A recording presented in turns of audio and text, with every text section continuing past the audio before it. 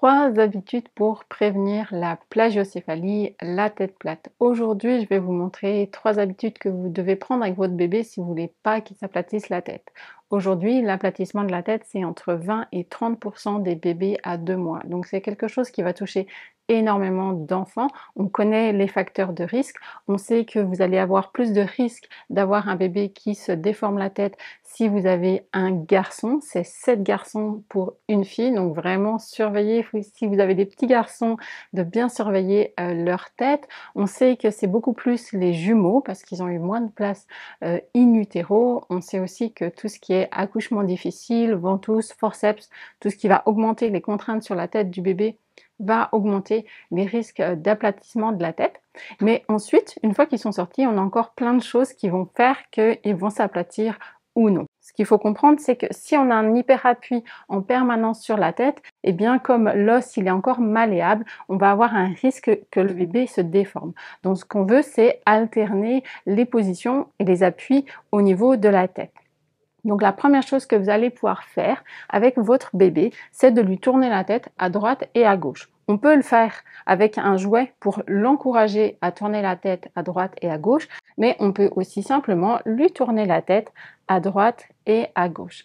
Si vous observez que votre bébé a plus de mal à tourner la tête d'un côté que de l'autre, ce qui est assez fréquent, dans ce cas-là, je vous encourage vraiment à consulter un ostéopathe pour qu'il puisse régler ces problèmes de tension. Parce que si on a un bébé qui a une asymétrie, vous voyez par exemple comme ça, et qu'on a cet appui en permanence là, on va avoir une déformation de la tête qui va être une déformation asymétrique. Et si l'enfant a des tensions mais dans l'axe, eh bien là on va avoir une déformation qui va se faire dans l'axe. Donc on va tourner à droite et à gauche régulièrement la tête pour que les appuis y changent.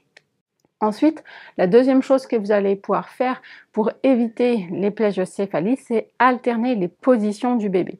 Spontanément, les parents ont tendance à poser tout le temps sur le dos. Mais dans la journée, en fait, on a tout un tas de moments où l'enfant il va pouvoir expérimenter différentes positions. Donc, on va pouvoir positionner les bébés sur le côté. Même si au départ, ils ne tiennent pas cette position seuls, on peut caler avec quelque chose derrière.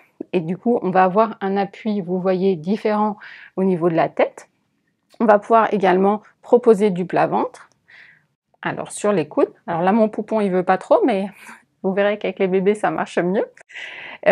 Et bien sûr que les bébés tout petits, ils vont pas tenir cette position éternellement. Donc, ça va être des toutes petites phases de 15 secondes, 30 secondes. On voit combien de temps le bébé, il supporte cette position. On va aussi pouvoir le porter sur nous. Et ça s'apparente à du plat-ventre et ça va aussi limiter l'appui sur la tête et le risque de déformation. Ensuite, troisième habitude à prendre si on veut éviter la déformation de la tête chez le bébé, c'est de limiter le temps dans les sièges-coques, dans les transats, dans tout ce qui va maintenir un appui permanent sur la tête du bébé. Et en limitant le temps dans ces doux mous, siège-coque, transat, eh bien on va limiter la déformation de la tête du bébé.